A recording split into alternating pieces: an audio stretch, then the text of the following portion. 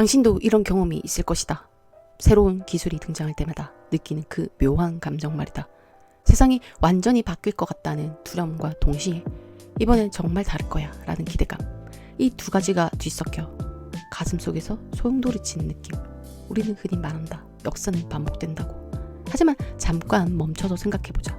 정말 역사가 똑같이 반복되는 것일까?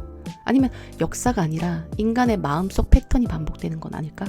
전쟁, 권력 투쟁, 종교 갈등, 경제 위기, 수천 년의 역사를 훑어보면 놀랍도록 비슷한 양상들이 나타난다. 왜 그럴까? 답은 간단하다. 인간이 가진 심리적 패턴이 근본적으로 바뀌지 않았기 때문이다. 그렇다면 몇 가지 질문을 던져보고 싶다. 왜 인간은 똑같은 실수를 반복할까? 왜 우리는 번영의 순간에 교만해지고 위기의 순간에는 극단적인 선택을 할까?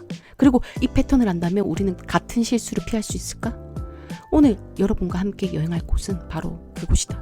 역사 속에서 끊임없이 반복되어 온 인간 마음의 패턴 속. 우리는 지금 전례 없는 시대를 살고 있다.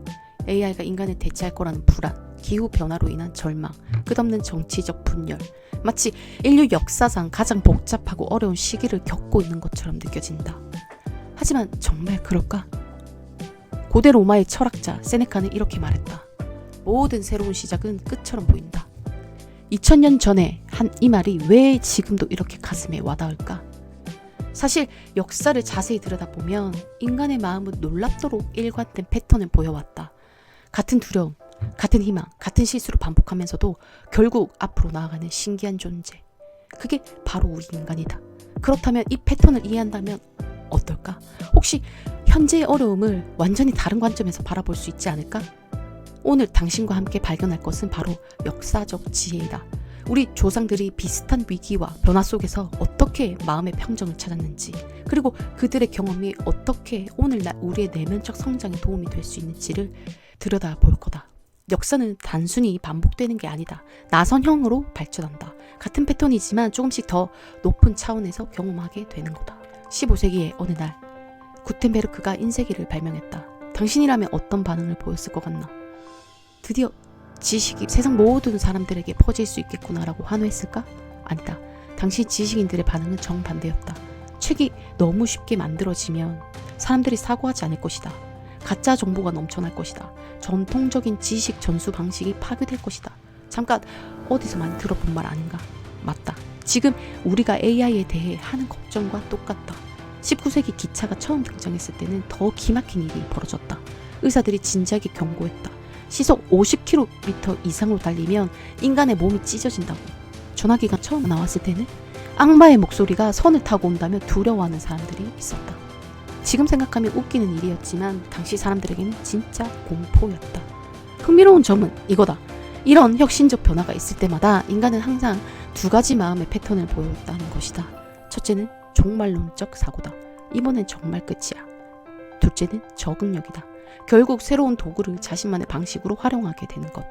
그렇다면 질문이다. 당신은 지금 어떤 마음의 패턴을 선택하고 있나? 고대 그리스와 로마 시대, 전쟁과 정치적 혼란이 끊이지 않았다. 그런 시대에 탄생한 것이 바로 스토아 철학이다. 마르쿠스 아우렐리우스, 로마의 황제이자 철학자였던 그는 전쟁터에서 일기를 썼다. 그 유명한 명상록 말이다. 그 안에 뭐가 담겨 있을까? 화려한 승전복? 권력의 영광? 아니다. 전쟁터 한복판에서 그가 기록한 건 이런 것들이었다. 내가 통제할 수 있는 것과 없는 것들을 구분하기, 부질없는 욕망과 불만을 경계하기, 마음의 평정을 유지하기 위한 끊임없는 노력.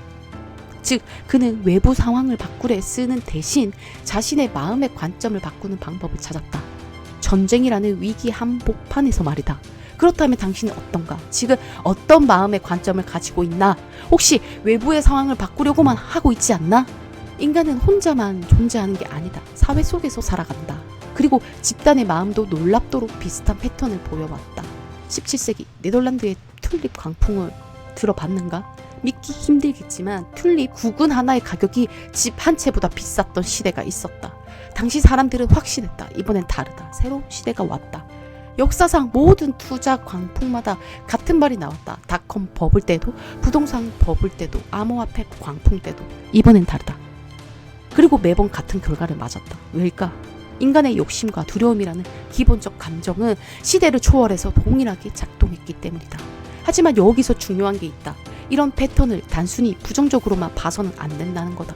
인간의 열정과 도전 정신, 새로운 것에 대한 호기심이 없었다면 지금의 발전도 없었을 테니까. 문제는 맹목적 열광과 현명한 도전 사이에 균형을 찾는 것이다. 그렇다면 당신은 지금 어떤 선택을 하고 있나? 역사의 지혜를 돌아보고 현재의 위치를 파악한다면 더 현명하게 삶을 살아갈 수 있지 않을까? 바칠라프 스밀이라는 과학자, 그는 세상은 실제로 어떻게 돌아가는가라는 책에서 놀라운 사실을 보여줬다. 그 책을 읽으면서 나는 두 가지 깨달음을 얻었다. 첫째, 우리는 같은 실수를 반복하는 존재다. 둘째, 하지만 그 경험을 통해 조금씩 성장하는 존재다. 마치 나선형 계단을 오르는 것처럼 말이다. 같은 자리를 도는 것 같지만 사실은 조금씩 더 높은 곳으로 올라가고 있는 거다. 스밀의 데이터가 보여주는 가장 놀라운 사실은 이거다. 지난 200년간 인류는 인구가 8배 증가했다. 하지만 동시에 평균 수명은 2배 늘어났고 문해율은 10배 향상되었으며 절대 빈곤율은 10분의 1로 줄어들었다. 즉 우리가 겪고 있는 현재 어려움들, AI 시대의 불안, 환경 문제, 사회적 갈등, 이 모든 것들도 사실은 인류가 더 높은 차원의 지혜를 얻기 위한 성장 과정일지도 모른다. 역사와 과학이 우리에게 주는 가장 큰 선물은 균형 잡힌 관점이다. 현재의 어려움이 영원하지 않다는 것. 인간은 항상 해결책을 찾아왔다는 것. 그리고 위기는 종종 새로운 지혜의 시작점이었다는 것. 그렇다면 당신에게 마지막 질문을 던지고 싶다. 지금 당신이 가져야 할 마음의 자세는 무엇인가? 그리고 오늘부터 실천할 수 있는 작은 행동 하나는 무엇인가? 나의 대답은 이거다. 현실적 낙관주의, 그리고 내면의 평화. 뭐? AI 시대에? 로봇들이 질비할 세상을 살아갈 미래에 내면의 평화가 중요하다고? 당신이 이렇게 생각할 수도 있다.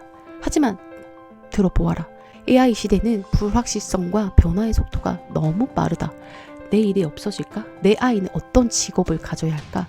기계가 나보다 똑똑하다면 나는 도대체 무슨 의미가 있을까? 이런 질문들이 불안을 키운다.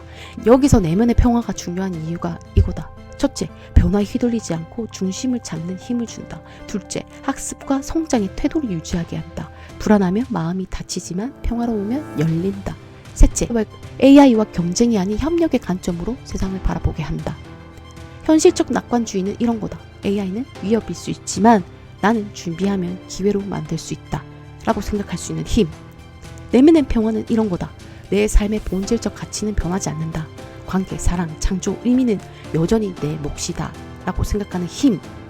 이 둘이 합쳐지면 AI 시대에도 주체적으로 삶을 설계할 수 있는 내공이 생긴다. 당신, 우리 모두는 이 위대한 인류 역사의 동반자다. 오늘도 당신을 믿는다. 내면의 평화를 위한 그 길을 걸어가 보길 진심으로 응원한다. 고맙습니다. 지금까지 블루앤그린이었습니다.